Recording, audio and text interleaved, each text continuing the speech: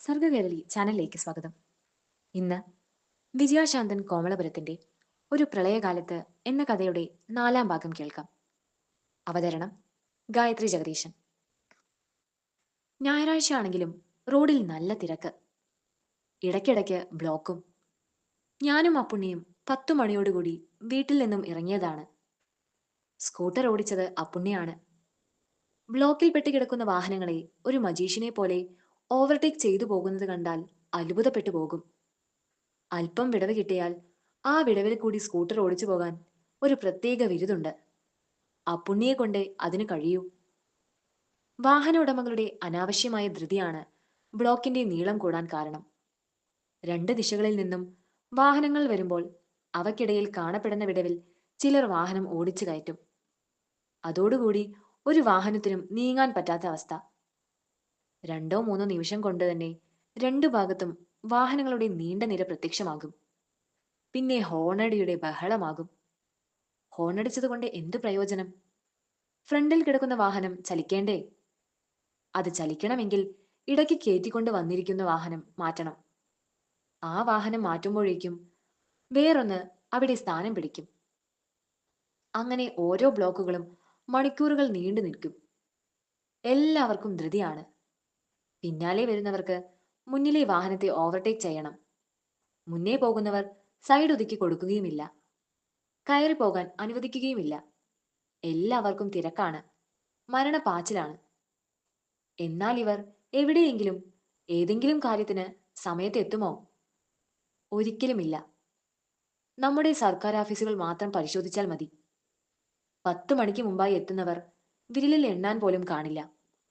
ഏതായാലും അപ്പുണ്ണി അതിവിദഗ്ധമായി സ്കൂട്ടർ ഓടിച്ചതുകൊണ്ട് പറഞ്ഞ സമയത്ത് തന്നെ പെണ്ണിന്റെ വീടെത്താൻ കഴിഞ്ഞു.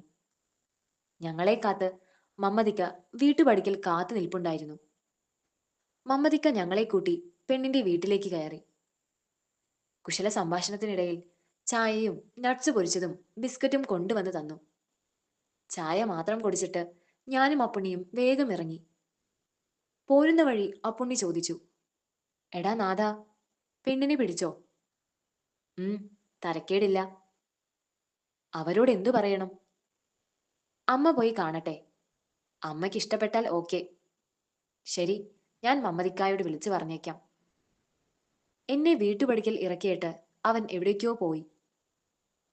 അമ്മ എന്നെ കാത്തിരിക്കുകയായിരുന്നു. എന്നെ കണ്ട് അമ്മ എഴുന്നേറ്റു. പെണ്ണ് എങ്ങനെയുണ്ട് മോനെ? നിനക്കിഷ്ടായോ?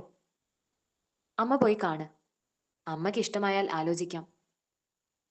നിന്റെ ഇഷ്ടമാ മോനെ പ്രധാനം. ജീവിതാവസാനം വരെ ഒന്നിച്ചു കഴിയേണ്ടതവരല്ലേ. നിനക്കിഷ്ടമായ സ്ഥിതിക്ക് അടുത്ത ഞായറാഴ്ച പോകാം. ശുഭയെയും ഷാജിയെയും ഒപ്പം കൂട്ടാം. അശ്വതിയെയും താരയെയും വിളിച്ചു നോക്കാം. വരുമെങ്കിൽ അവരും വരട്ടെ. ശരി അമ്മേ. അടുത്ത ദിവസം തിങ്കളാഴ്ച പതിവ് പോലെ ഞാൻ വർക്ക്ഷോപ്പിൽ പോയി തിരിച്ചു വന്നു. ഇന്നും പഠിക്കൽ എന്നെ കാത്തു നിൽക്കാറുള്ള അമ്മയെ കണ്ടില്ല. ഇതെന്തു പറ്റി? ഞാൻ വീട്ടിലേക്ക് നോക്കി. കതക് തുറന്നാണ് കിടക്കുന്നത്. അമ്മ അകത്ത് കാണും. അമ്മയെ അന്വേഷിച്ച് അടുക്കളയിൽ ചെന്നു. പഴയ ഒരു തടിക്കസേര അടുക്കളയിൽ കിടപ്പുണ്ട്. അമ്മ അതിലിരിക്കുന്നു. ഞാൻ വന്നത് അമ്മ അറിഞ്ഞിട്ടില്ല. അമ്മ മറ്റെവിടെയോ ആണ്. ഞാൻ വിളിച്ചു, അമ്മേ. അമ്മ ഞെട്ടി ഉണർന്നു. എന്നിട്ട് ചോദിച്ചു, മോൻ എത്തിയോ? അമ്മ ചായ എടുക്കാം. അമ്മ വേഗം ചായയും കപ്പപ്പുഴുക്കും കാന്താരി ചമ്മന്തിയും തന്നു. അമ്മയുടെ സമീപം ഇരുന്നു കൊണ്ട് ഞാനത് അകത്താക്കി. നല്ല വിശപ്പുണ്ടായിരുന്നു. അമ്മ ഉമ്മറത്ത് നിലവിളക്ക് കത്തിച്ച് പ്രാർത്ഥിക്കാനിരുന്നു. ഞാൻ കുളിക്കാൻ പോയി. കുളി കഴിഞ്ഞെത്തിയിട്ടും അമ്മയുടെ പ്രാർത്ഥന കഴിഞ്ഞിരുന്നില്ല. ഞാൻ അമ്മയുടെ പ്രാർത്ഥന കേട്ട് ചാരുകസേരയിൽ ഇരുന്നു. അപ്പോഴേക്കും എന്റെ മനസ്സ് കടിഞ്ഞാണില്ലാത്ത കുതിരയെപ്പോലെ എവിടെയൊക്കെയോ സഞ്ചരിച്ച് അമ്മയുടെ കൊച്ചു നാഥൻ വാവയായി. നിലവിളക്ക് കത്തിക്കാനും സാമ്പ്രാണിയുടെ പുകച്ചുരുളുകൾ കയ്യിൽ പിടിക്കാനും നിർബന്ധം പിടിക്കും.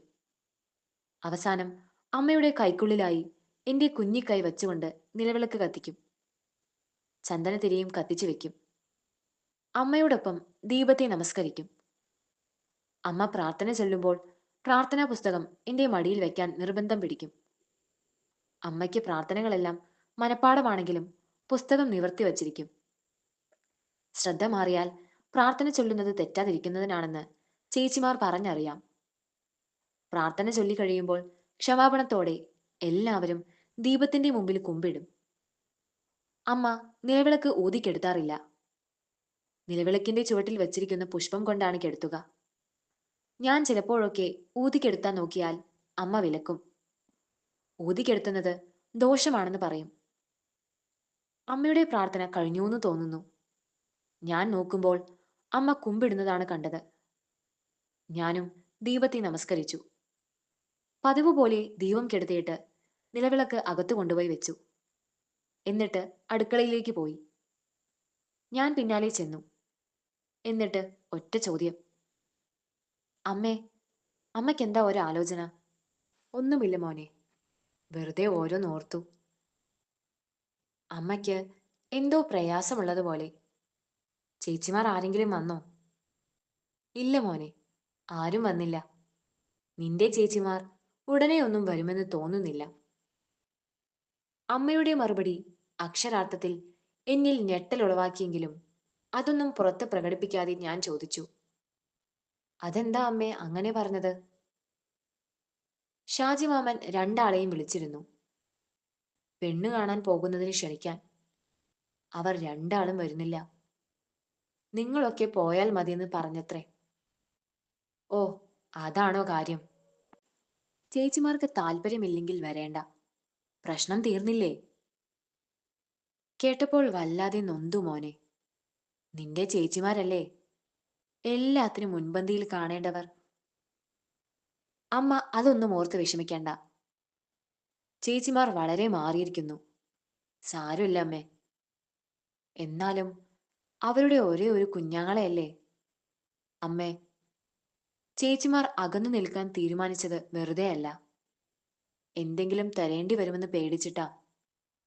പോരാത്തതിന് കല്യാണം കഴിഞ്ഞാൽ പതിവ് പോലെ ഇവിടെ വന്ന് നിൽക്കുവാൻ പറ്റുമോന്നുള്ള ഭയവും കാണും. ശരിയാ മോൻ പറഞ്ഞത്. അമ്മ അത്രയ്ക്ക് അങ്ങോട്ട് ചിന്തിച്ചില്ല. ചേച്ചിമാർ എന്തെങ്കിലും തരുന്ന കാര്യം പറഞ്ഞാൽ ഒന്നും വേണ്ടാന്ന് പറഞ്ഞിര്. ചിലവിനുള്ളതൊക്കെ ഞാൻ കണ്ടെത്തിക്കോളാം. അമ്മ ഒന്നുകൊണ്ടും വിഷമിക്കേണ്ട. അമ്മ എന്നോടൊപ്പം എന്നും ഉണ്ടായാൽ മാത്രം മതി. ശാരദാമ്മയുടെ കണ്ണുകൾ സജലങ്ങളായി. മകന്റെ കവിളിൽ ഒരു ഉമ്മ കൊടുത്തു. മകനെ സ്നേഹവായ്പോടെ നോക്കി. ആ മാതൃഹൃദയം സ്പന്ദിച്ചു.